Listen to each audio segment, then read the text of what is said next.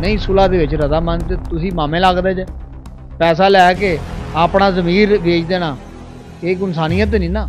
ਉਹਨਾਂ ਦੇ ਢਿੱਡ 'ਚ ਇਸ ਟਾਈਮ ਮਰੋੜੇ ਪੈ ਰਹੇ ਨੇ ਕਿ ਕਿਹੜਾ ਟਾਈਮ ਹੋਵੇ ਕਿ ਸਾਡੀ ਮਾਫੀ ਖਿਲਾਫੀ ਹੋਵੇ, ਸਾਡੀ ਜਾਨ ਜਾਂਦੀ, ਪੈਸਾ ਦੌਲਤ ਕੋਠੀਆਂ ਜਾਇਦਾਦ ਜੋ ਜਾਂਦਾ ਜਾਵੇ। ਇਹਦੇ ਨਾਲ ਤੁਸੀਂ ਜ਼ਿਆਦਤੀ ਕੀਤੀ कि उस टाइम किन्ने तरले मिन्नतां किन्ने वास्ते पाए होणगे, रब का भी वास्ता पाया होना, सब का वास्ता कराने का भी वास्ता पाया होना कि यार मैनू माफ़ कर दो। अस्सलाम वालेकुम नाज़रीन, मैं हूं एडी मलिक। रईस केस के हवाले से बहुत सारी जो खबरें हैं वो गर्दिश कर रही थी। क्या रईस के कातलों को माफ़ी मिलने वाली है? क्या आमना को बचाने के लिए कुछ लोग दबाव डालने की कोशिश कर रहे हैं? शायद इसलिए कि दबाव डालकर वो आमना को बचाने की कोशिश करेंगे। मेरे साथ रईस के बड़े भाई मौजूद हैं, उनसे बात करते हैं कि इन खबरों में कितनी कोई सदाकत है। अस्सलाम वालेकुम सर।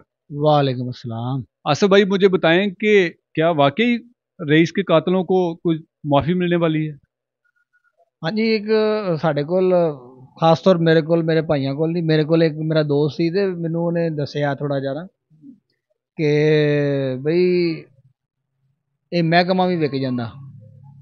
मैनू पूछा उन्हें कि माफ़ी, मैं कहा माफ़ी तो देनी नहीं ना, जो मर्जी कर लैन, चाहे सानू बोरियां रुपइयां दियां देन, चाहे सानू आके अपने सिर देन, माफ़ी नहीं मिल सकती। अच्छा, ਤੁਹਾਡੇ ਕੋਲ ਜਿਹੜਾ ਤੁਹਾਡਾ ਕੋਈ ਦੋਸਤ ਆਇਆ ਸੀ ਮਾਫੀ ਦੇ ਹਵਾਲੇ ਨਾਲ, ਉਹ ਕਿਹਨਾਂ ਦਾ ਪੈਗਾਮ ਲੈ ਕੇ ਆਇਆ ਸੀ? ਉਹ ਲੈ ਕੇ ਆਇਆ ਸੀ ਜਿਹੜੇ ਮੇਰੇ ਭਰਾ ਦੇ ਕਾਤਲ ਨੇ ਨਾ, ਉਹਨਾਂ ਦਾ ਪੈਗਾਮ ਲੈ ਕੇ ਆਇਆ ਸੀ ਔਰ ਉਹਨੂੰ ਵੀ ਅੱਗੋਂ ਕਿਸੇ ਨੇ ਦੱਸਿਆ।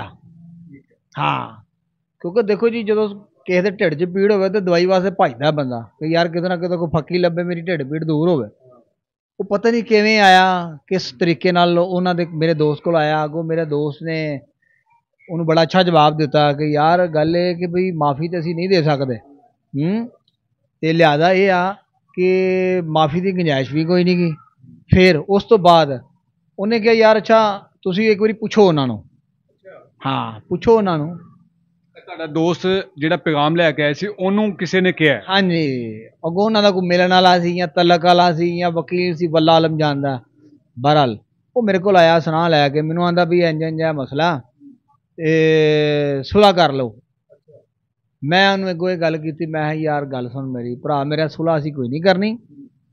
ਤੇ ਰਹੀ ਗੱਲ ਇਹ ਜਿਹੜਾ ਮਹਿਕਮਾ ਜਿਨ੍ਹਾਂ ਕੋਲ ਸਾਡਾ ਕੇਸ ਹੈ ਇਸ ਟਾਈਮ ਅਦਾਲਤ ਕਚਹਿਰੀਆਂ ਦਾ ਮਾਮਲਾ ਸ਼ੁਰੂ ਹੋ ਗਿਆ, ਜੇ ਤੇ ਜਾਣ ਵਿਕ, ਜੇ ਤੇ ਉਹ ਜਾਣ ਵਿਕ ਤੇ ਫਿਰ ਤੇ ਮੈਂ ਉਹਨਾਂ ਨੂੰ ਇਹ ਸੁਣਾ ਦੇਣਾ ਚਾਹੁੰਦਾ ਤੇ ਜੇ ਉਹ ਜਾਣ ਵਿਕ ਤੇ ਅੱਲਾ ਦੀ ਲਾਠੀ ਬੜੀ ਬੇਵਾਦ ਹੈ, ਪੈਸਾ ਕੰਮ ਨਹੀਂ ਜਾਣਾ। ਅੱਲਾ ਦੇ ਉਹ ਨੇਕ ਬੰਦੇ ਉੱਥੇ ਉੱਥੇ ਤੁਹਾਡੇ ਮਾਲ ਹੀ ਕੰਮ ਆਣੇ ਨੇ। ਸਾਡੇ ਨਾਲ ਜ਼ਿਆਦਤੀਆਂ ਹੋਈਆਂ ਨੇ ਐਸੀਆਂ ਵੈਸੀਆਂ ਕਿ ਹਾਲੇ ਤੱਕ ਸਾਡੇ ਘਰ 'ਚ ਪਰੇਸ਼ਾਨੀ ਇਹੋ ਜਿਹੀ ਕਿ ਦੱਸ ਨਹੀਂ ਸਕਦੇ, ਇਹ ਸੋਹਣੇ ਰੱਬ ਨੂੰ ਹੀ ਪਤਾ। ਮੈਂ ਉਹਨਾਂ ਨੂੰ ਇਹ ਸੁਣਾ ਦੇਣਾ ਚਾਹੁੰਦਾ ਵਾਂ, अगर वो पैसा लैके इस केस नूं कमज़ोर करन, ठीक है, इस केस नूं कमज़ोर करन, मैं उन्होंने ये सुना देना चाहना वा कि अल्लाह दी लाठी बड़ी बेवाद है और कबर च बड़ा नेरा जे। खुदा दे बंदे हो, पैसा नहीं जे उत्थे काम आना, असी माड़े आ। ਤੁਹਾਨੂੰ ਜਿਹੜਾ ਤੁਹਾਡਾ ਦੋਸਤ ਆਇਆ ਸੀ ਕੋਈ ਉਹਨਾਂ ਦਾ ਪੈਗਾਮ ਲੈ ਕੇ, ਉਹਨੇ ਕੋਈ ਆਫਰ ਵੀ ਕੀਤੀ ਸੀ ਕਿ ਇਸ ਤਰ੍ਹਾਂ ਤੁਸੀਂ ਕਰ ਲਵੋ ਕਿਸੇ ਨਾ ਕਿਸੇ ਨੂੰ, ਜਾਂ ਕਿਸੇ ਨੂੰ ਬਚਾਉਣ ਲਈ ਉਹਨੇ ਕੋਈ ਖੁਸੂਸੀ ਪੈਗਾਮ ਸੀ ਜਿਹੜਾ ਤੁਹਾਡੇ ਤੱਕ ਪਹੁੰਚਾਉਣ ਦੀ ਕੋਸ਼ਿਸ਼ ਕੀਤੀ? ਉਹ ਜੀ ਇਸ ਤਰ੍ਹਾਂ ਹੋਇਆ ਨਾ ਕਿ ਉਹਨੇ ਕਿਹਾ ਕਿ ਯਾਰ ਇਸ ਘਰ ਨੂੰ ਮੈਂ ਅਗਰ ਮਨਾ ਲਵਾਂ ਤੇ ਜਿਸ ਦਿਨ ਇਹ ਵਕੂਆ ਹੋਇਆ ਆ ਉਸ ਦਿਨ 150 ਬੰਦਾ ਸੀ ਥਾਣੇ ਦੇ ਅੱਗੇ, ਉਹਨਾਂ ਨੂੰ ਮੈਂ ਕਿਵੇਂ ਸਮਝਾਵਾਂਗਾ? ਉਹ ਵੀ ਇਹਨਾਂ ਦਾ ਹੀ ਸੀ ਨਾ, ਸਾਡਾ ਹੀ ਸੀਗਾ, ਸਾਡੀ ਬਰਾਦਰੀ ਸੀ, ਮੇਰੇ ਭਤੀਜੇ ਸਨ, ਤਾਏ ਚਾਚੇ ਮਾਮੇ ਸਭ ਮੇਰੇ ਸਾਡੇ ਘਰ ਦੇ ਜਿੰਨੇ ਜਿਹਨੂੰ ਖੂਨੀ ਰਿਸ਼ਤੇਦਾਰੀ ਕਿਹਾ ਜਾਂਦਾ ਸਾਡੇ ਕੋਲ ਸਨ ਉਸ ਟਾਈਮ। ਉਹਨੇ ਕਿਹਾ ਵੀ ਉਹਨਾਂ ਨੂੰ, ਕਿਉਂਕਿ ਮੌਜੂਦ ਸੀ ਮੇਰਾ ਦੋਸਤ ਉੱਥੇ, ਉਹਨੇ ਕਿਹਾ ਵੀ ਇਹ ਇੰਨੀ ਖਲਕਤ, ਮੈਂ ਕਿਹਾ ਸਾਰੀ ਆਪਣੀ ਹੈ। ਤੇ ਉਹਨੇ ਕਿਹਾ, ਫਿਰ ਉਹਨੂੰ ਜਵਾਬ ਦਿੱਤਾ ਕਿ ਯਾਰ ਉਹ ਇੱਕ ਘਰ ਨੂੰ ਤੇ ਮੈਂ ਸੰਭਾਲ ਲਵਾਂ ਤੇ ਉਹਦਾ 150 ਜੀ ਉਹਨਾਂ ਨੂੰ ਮੈਂ ਕਿਵੇਂ ਸੰਭਾਲਾਂਗਾ, ਜਾਂ ਕਿਵੇਂ ਉਹਨਾਂ ਨੂੰ ਕਹਾਂਗਾ ਵੀ ਤੁਸੀਂ ਸੁਲ੍ਹਾ ਕਰੋ। ਲਿਆਦਾ ਹੈ ਕਿ ਸੁਲ੍ਹਾ ਨਹੀਂ ਹੋ ਸਕਦੀ, ਅੱਲਾ ਦੀ ਮਿਹਰਬਾਨੀ ਦੇ ਨਾਲ 1% ਵੀ ਨਹੀਂ ਹੋ ਸਕਦੀ, ਨਾ ਗੁੰਜਾਇਸ਼ ਹੈਗੀ ਏ। ਰਹੀ ਗੱਲ कि अगर वो महकमे नूं खरीदते हैं, अगर वो महकमे नूं खरीदते हैं तो महकमे वाले जिहड़े महकमे वाले बेली ने उन्हां वास्ते मेरी गुजारिश है कि खुदारा कि बई अगर तुसी विकना है ना, ये सोच के विकना कि बई कबर च बड़ा नेरा जे, साडे नाल ज़्यादती हुई है। जदों साडे नाल एडा वड्डा काम होया, असी नहीं सुलह दे विच रज़ामंद ते तुसी मामे लगदे जे।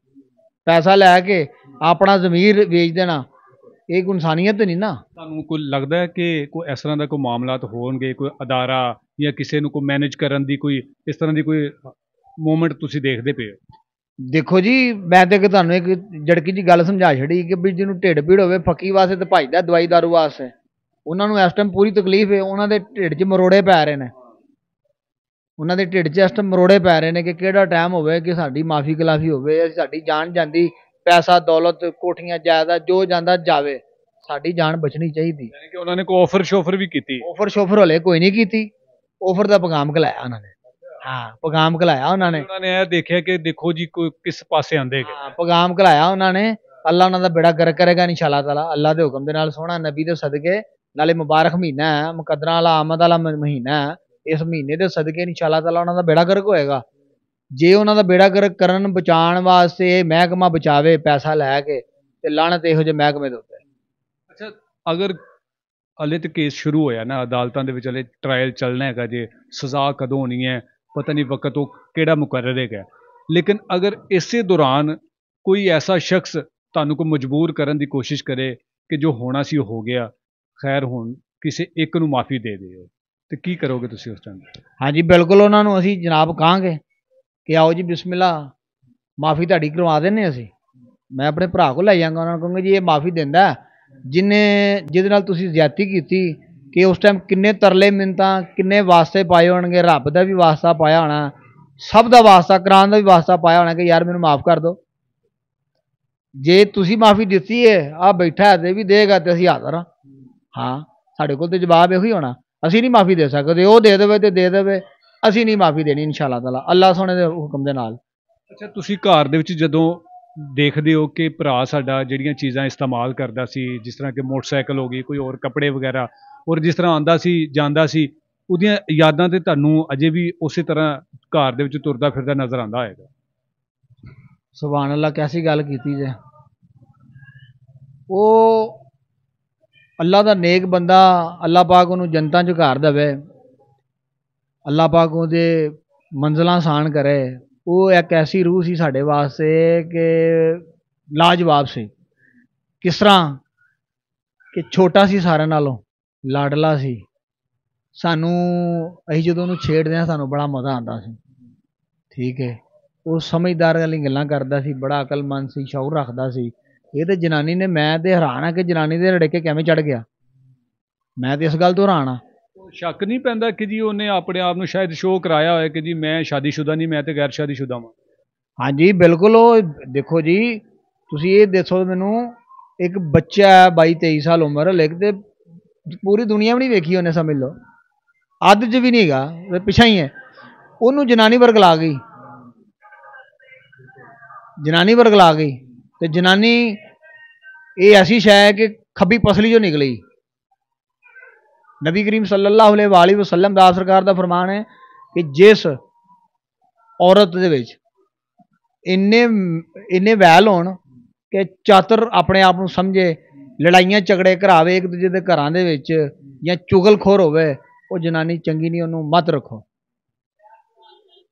ਆਖਰ ਦੇ ਵਿੱਚ ਆਸਫ ਭਾਈ ਤੁਸੀਂ ਕੀ ਪੈਗਾਮ ਦਵੋਗੇ ਕਿ ਅਗਰ ਇਹਨਾਂ ਨੂੰ ਕੋਈ ਇਹਨਾਂ ਦੀ ਤਰਫੋਂ ਕੋਈ ਤੁਹਾਡੇ ਨਾਲ ਕੋਈ ਰਾਬਤਾ ਕਰਨ ਦੀ ਕੋਸ਼ਿਸ਼ ਕਰਦਾ ਹੈ ਕਿ ਜੀ ਸਾਡੀ ਬੱਚੀ ਨੂੰ ਯਾਨੀ ਕਿ ਆਮਨਾ ਨੂੰ ਖੁਦਾ ਵਾਸਤੇ ਮਾਫ ਕਰ ਦਿਓ, ਤੇ ਫਿਰ ਤੁਸੀਂ ਕੀ ਕਹੋ? ਦੇਖੋ ਨਾ, ਮੈਂ ਅੱਗੇ ਤੁਹਾਨੂੰ ਦੱਸ ਚੁੱਕਿਆ ਕਿਹੜੇ ਖੁਦਾ ਦਾ ਵਾਸਤਾ ਪਾਏਗੀ, ਜਿਹੜੇ ਮੇਰੇ ਭਰਾ ਨੇ ਵਾਸਤੇ ਪਾਏ ਹੋਣੇ। ਉਹਨੇ ਵੀ ਖੁਦਾ ਦਾ ਨਾਂ ਲਿਆ ਹੋਣਾ ਨਾ, ਉਹਨੇ ਵੀ ਅੱਲਾ ਰਸੂਲ ਦਾ ਨਾਂ ਲਿਆ ਹੋਣਾ।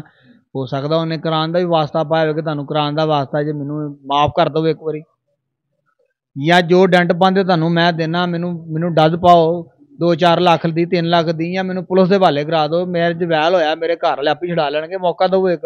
ਇਹ ਕੰਮ ਨਾ ਕਰੋ, ਉਹਨੇ ਵਾਸਤੇ ਪਾਏ ਹੋਣਗੇ ਨਾ, ਤੇ ਇਸੇ ਰੱਬ ਦੇ ਪਾਏ ਨੇ, ਤੇ ਅੱਜ ਇਹੀ ਰੱਬ ਦੇ ਸਾਡੇ ਅੱਗੇ ਵਾਸਤੇ ਆ ਕੇ ਪਾਣ, ਤੇ ਅਸੀਂ ਕਿਹੜੇ ਤਰੀਕੇ ਅਸੀਂ ਉਹਨਾਂ ਨੂੰ ਮੰਨ ਲਾਂਗੇ? ਅਸੀਂ ਤੇ ਲੈ ਜਾਵਾਂਗੇ ਨਾ ਉੱਥੇ ਜਿੱਥੇ ਨਪੀਚਾ ਕਬਰ ਦੇ ਵਿੱਚ ਕਿ ਵੀ ਇਹ ਜਿਹੜੇ वास्ते इन्हें पाए सी उही तुसीं पांदे जे, ये माफ़ी देंदा तो असीं देने।